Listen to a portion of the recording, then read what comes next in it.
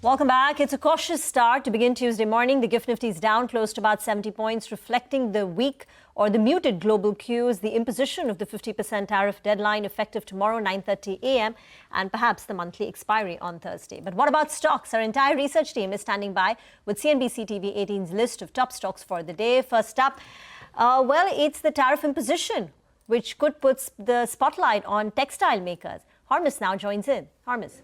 Morning, Rima. And of course, the textile stocks have been in the topic of conversations ever since this tariff announcements came into play. And of course, it was the Trump administration that has notified that these additional 25% tariffs will take effect from 9:30 tomorrow morning Indian time and 12:01 a.m. Eastern time from the 27th of August. Now, which were already reeling under that 25% tariff, now they'll have to pay a 50% tariff. And textiles does not, of course, come under the list of exemptions. So a lot of these names, be it Gokaldas Exports, KPR Mills, Wellspun Living, all of these companies, we've spoken to them in the past. They've mentioned that these 50% tariffs are almost unsustainable and they will have to pass on those additional costs to the end customers eventually. And Gokaldas, in fact, was down almost 5 to 6% in yesterday's trading session itself. So now, once this announcement has now made official and all of these companies get at least around about 30 to 70% of their top line from the US market, so that will have an impact. So expect all of these stocks to open in the red today as well.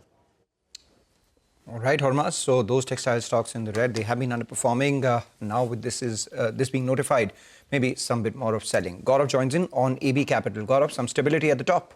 Well, yes, definitely we can say that, because now RBI has approved the appointment of Ms. Vishakha Muley as MD and CEO of the company. And with this, they have also approved appointment of Mr. Rakesh Singh as Executive Director and CEO of NBFC segment. Now, specifically, if we look at the leadership under Ms. Vishakha, we have seen a very good growth in AB Capital. In fact, she was appointed and she was nominated by Board of Directors on 31st March 2025, and now the RBI approval has come through. When we look at the history, she replaced Ajay Srinivasan as CEO and took charges in June 2022. And after that, we have seen a strong rally in the stock as well. In fact, the stock has gone up almost 3 times. If we look at her appointment, she already holds a very strong background, comes from ICICI Bank. And under her leadership, we have seen company taking digital capabilities to a next level and also leveraging the group's ecosystem. Under her leadership, we also saw offerings actually expanding across loans, investments, insurance. So definitely a good positive changes is what we have seen in the company. Shareholders have also been happier ever since she has joined, and after that, this appointment and the RBI approval is a big positive thing that we think can work out well for AB Capital going ahead. Okay, all right. So that's Aditya Birla Capital in focus there. Gaurav, thanks for that for now. Vodafone Idea should also be in focus. Remember, the stocks come up quite a bit from the lows of 6.5, 7 rupees. It's actually from lower levels then. 7.5 yesterday, about 5% higher. And there's been some expectation that, on the AGR dues, perhaps there will be a moratorium of some sort, which provides relief for Vodafone Idea and in turn for names like Indus, etc. as well. But we were able to speak with a government official yesterday. Ashmit is here with what he picked up. Ashmit, over to you. Well, we had a detailed conversation with the Minister of State, Dr. Bemasani, and when faced with the same question as to how, if at all, any relief can be managed, if relief can be proposed for Vodafone Idea or for the broader space, on that one count, he clarified that this is an issue that is up to the management, that they are best positioned to take this forward. From the government's perspective, they said that as of right now, there is nothing that is being discussed at this time, and that said that all that the government had to do, it has already done, that it will not be able to provide any further relief. That they were referring to, of course, the equity conversion of about 53,000 crores. And on that count, they said that the stake where it is currently at 49%, it will stay there, that any relief that they had to be contemplated has already been done. As of right now, the Minister of State clarifying that there's nothing on the government's plate, there's nothing on their table. They're not discussing any relief for Vodafone Idea. Again, clarifying that this is an issue that is best dealt with by the management.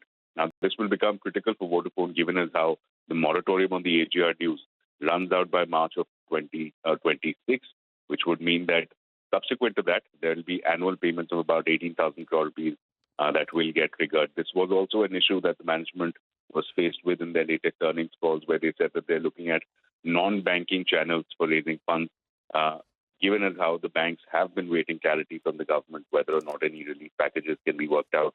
But the big takeaway being from that interaction, the Minister of State clarifying on record that there's nothing on the table, the government is not contemplating any further relief, and that this is an issue that is best left to the management of Vodafone Idea.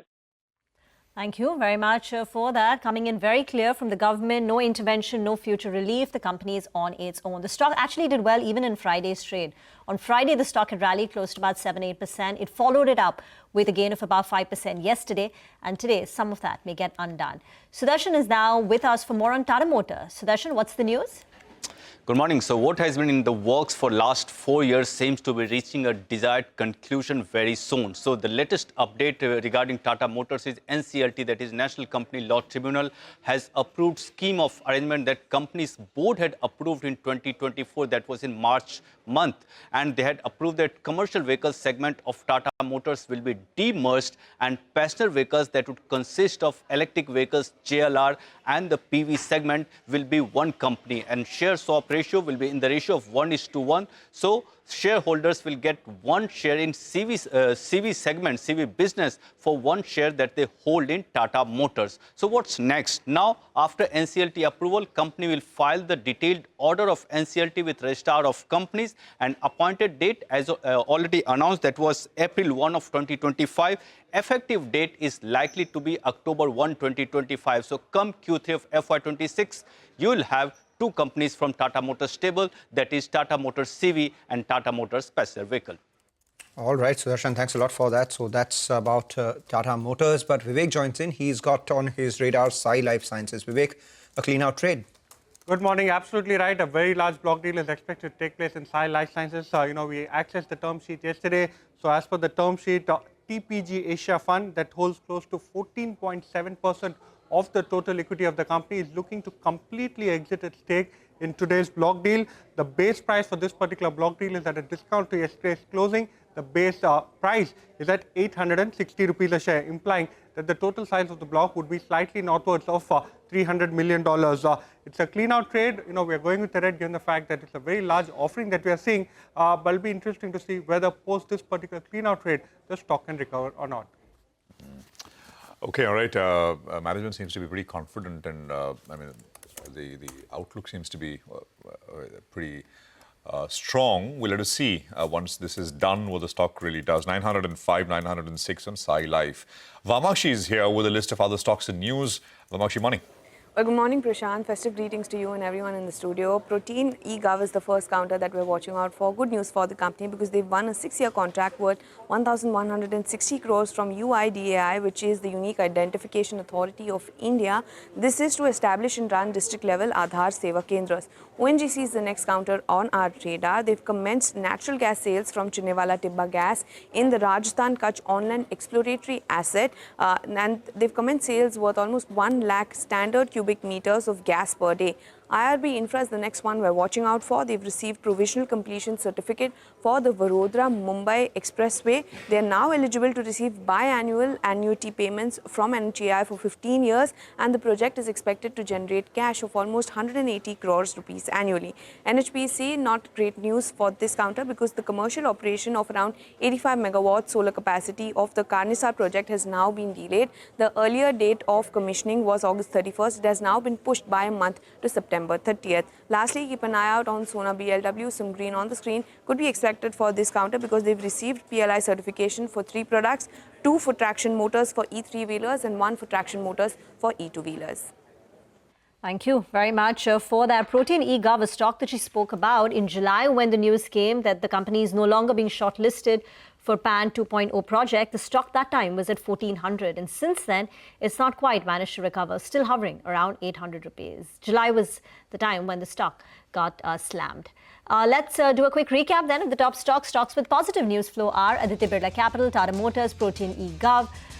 You've got ONGC, IRB Infrastructure, NHPC and Sona BLW Precision. Stocks with negative news flow are textile stocks, Vodafone Idea and Sai Life Sciences.